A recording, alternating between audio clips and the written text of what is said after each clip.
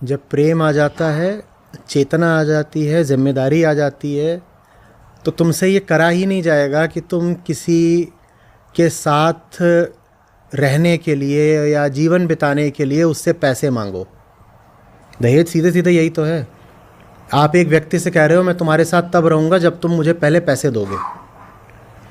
ठीक है, जब होश एक सीमा पर पहुँच जाता है, एक तल पर, और जब दूसरे के प्रति शोषण का नहीं प्रेम का भाव होता है, और जब इंसान को अपनी गरिमा की कुछ परवाह होती है, तब ये करना असंभव हो जाता है कि पैसे मांगो कि मैं तुम्हें अपने घर में तभी आने दूंगा, या मैं तुम्हारे घर में तभी जाऊंगा, या तुम्हें अपनी पत्नी तभी घोषित करूंगा, या तुम्हारे साथ शारीरिक संबंध तभी बनाऊंगा जब मुझे पैसे मिलेंगे।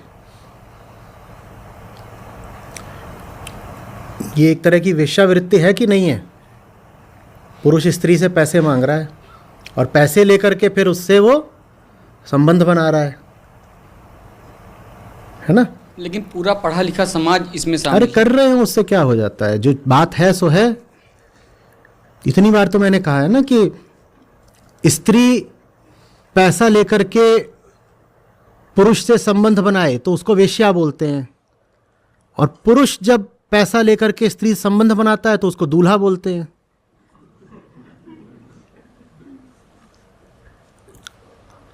फिलहाल मैं अपने उसूलों के साथ ही खड़ा हूँ और मैंने ठान लिया कि मैं हाँ, तो अच्छा करा है। इसमें अपने आप को बहुत विशेष मानने की भी ज़रूरत नहीं है। जी जी, ये तो मनुष्य होने का न्यूनतम मूल्य है जो तुमको चुकाना पड़ेगा। कुछ बहुत बड़ा नहीं कर दिया तुमने।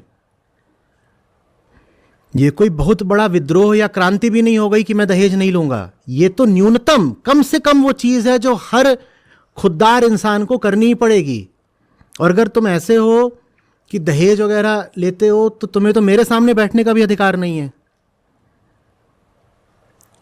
तो क्रांति होनी तो अभी शेष है, विद्रोह तो यहां से शुरू होता है। तो विद्रोह का कखग है कि भाई दहेज वगैरह नहीं लेता मैं। ये कोई बहुत बड़ी बात नहीं हो गई। असली चीज तो आगे आती है।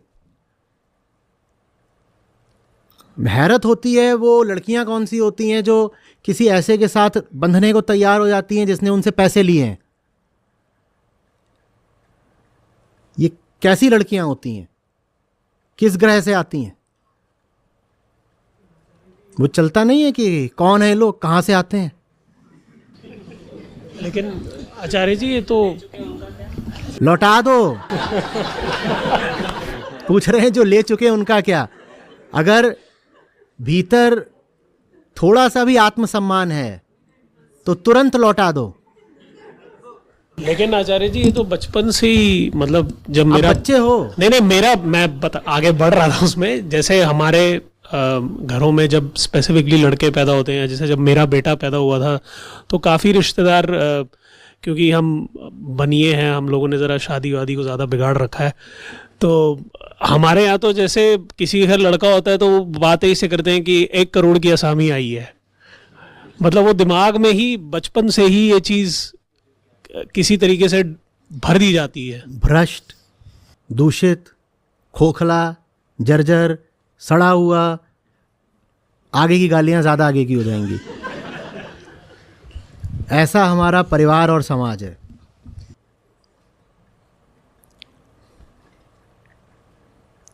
और दया आती है उस लड़के पर जिसको पैदा होते ही 1 करोड़ की आसामी की तरह देखा जा रहा है।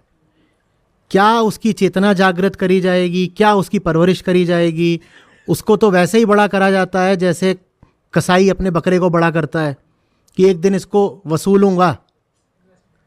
इन्वेस्टमेंट है, एक निवेश है, एक दिन इसमें से ब्याज समेत वसूली होगी। तो क्या उस लड़के के साथ न्याय कर पाएंगे उसके अभिभावक अगर उसको ऐसे देख रहे हैं?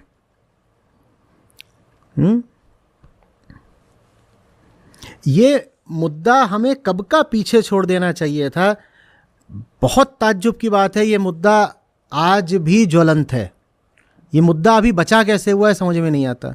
वैसे तो लड़कियां बड़ी तोप बन गई हैं, फेमिनिज्म आ गया है, क्रांति कर रही हैं, ये नारीवाद, फलानावाद, उदारवाद, और शादी के समय दहेजवाद नहीं ख़त्म करा जा रहा है इनसे। मैंने तो सुना है बहुत सारी लड़कियां होती हैं खुद बापूजी पे दबाव बनाती हैं कि और ज़्यादा दो, और क्योंकि जितना दोगे ससुराल में मेरी उतनी इज्जत होगी।